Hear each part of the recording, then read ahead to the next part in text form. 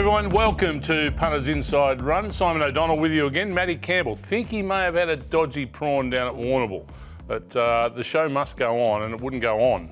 It can go on without Matty.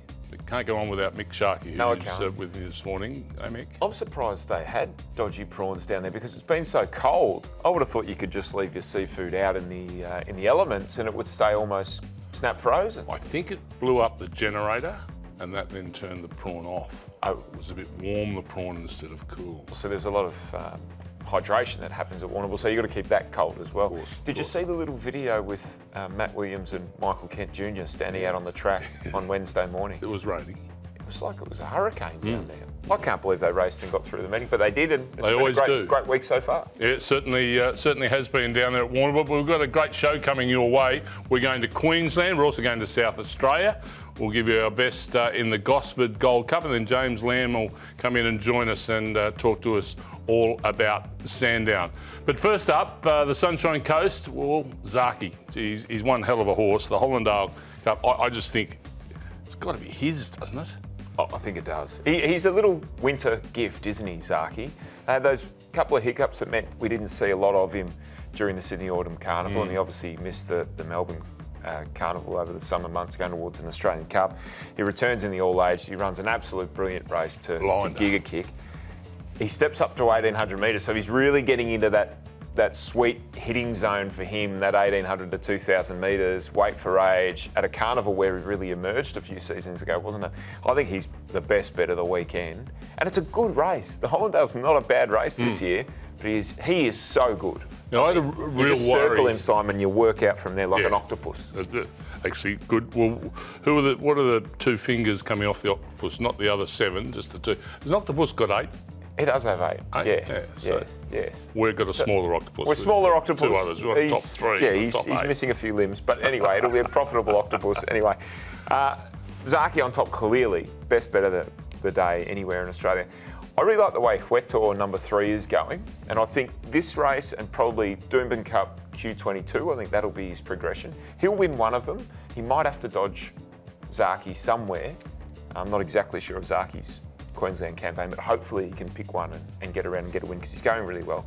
Zayrek number 4, just wheels were spinning a little bit on that really heavy track last time. He couldn't get a grip. He was in great form before that. I think he's your third banana.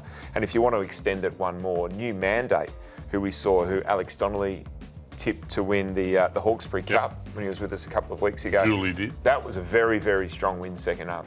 I think third up getting to this trip, he'll be right there as well. So they'd be the 3 main place getters around Sharkie. I'm dead set stiff that New Mandate's running into Sharkie. We know Sharkie had a problem early in his campaign and then was put out to the paddock and came back and ran a blinder first up. So I'm expecting him to do that again. New Mandate, I think, is a new kid on the block. Yeah. And come springtime, we're going to see a really nice horse, but I expect a nice winter from New Mandate up north, and a Tissue. Some, fresh legs on the scene, and I think also a developing horse there that's going to do very well on Saturday in the Hollindale. The other feature race up there on the Sunshine Coast, not the Gold Coast, Sunshine Coast. No track at the Gold Coast. They can't run on the dirt and run past all the tractors and machinery on the track. It's at the Sunshine Coast and the Guineas for the 3-year-olds. Well, the two at the top of the market here, Yellow Brick and Fashion Legend, they've last seen on a racetrack racing against each other in the Magic Millions 3-year-old Guineas. Fashion Legend had the better of Yellow Brick on that occasion. There's not a lot between these horses. Both of them are winning machines. I'm swayed somewhat by, and both last start trial winners, but I'm swayed somewhat by Yellow Brick's trial in Queensland recently. He was back, allowed to balance up the early part of the trial. A gap came on the inside and Jock could hardly hold him. He just roared through up the inside and won as he liked. And it was an open to stakes class trial. So I'm with Yellow Brick, and the early money's been with Yellow Brick too, which is always a good lead. So those two clearly on top. 2 Yellow Brick from 1 Fashion Legend. I'm going with Spacewalk number 5, next best. 1,400. It was okay during the Sydney Carnival, but I think they've just aimed to Queensland, as James Cummings often does, with a nice 3-year-old. They plonked them in the right races. I think Spacewalk will win something during this carnival. You might just find these top 2 a bit slick.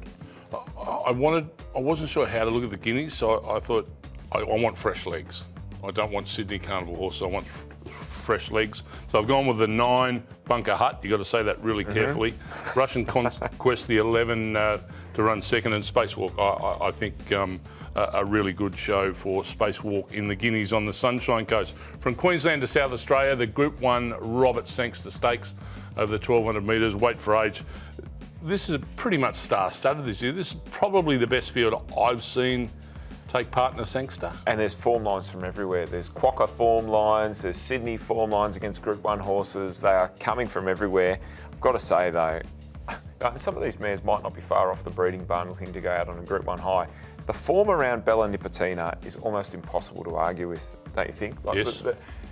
From her Group 1 form in Melbourne, around the Newmarket, the William Reid and the like, she goes over to the Quokka, runs an absolutely enormous race over there.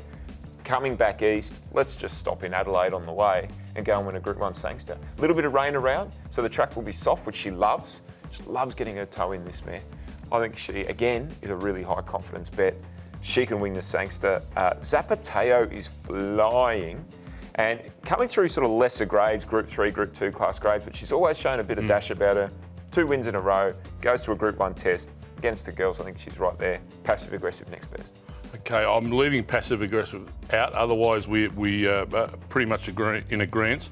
I just reckon the pace that's going to come out of this race, Espiona coming off the Coolmore being fresh. She's the other one. Just make her go bang. Yeah, she's a weapon, isn't she? Oh, absolute weapon. Goes really well on left-hand turning tracks. So, yeah, she's another one that you've got to give a great chance to. So a fantastic race in the Sangster over there at Morphettville on Saturday, and by numbers 7, 1 and 4. So Mick and I are pretty close to thinking we're on the money for the Sangster, which is an absolute beauty on Saturday at Morphettville. That's our look at the group racing this weekend. Coming up, we'll have a bit of a look at Gosford, the Gosford Gold Cup. Bit of history on this table with the Gosford Gold Cup. You know it's a better betting app when you've got stats and insights for every major game and race. Plus expert opinions from the best minds in the game, all in the palm of your hand. That's better. Chances are you're about to lose.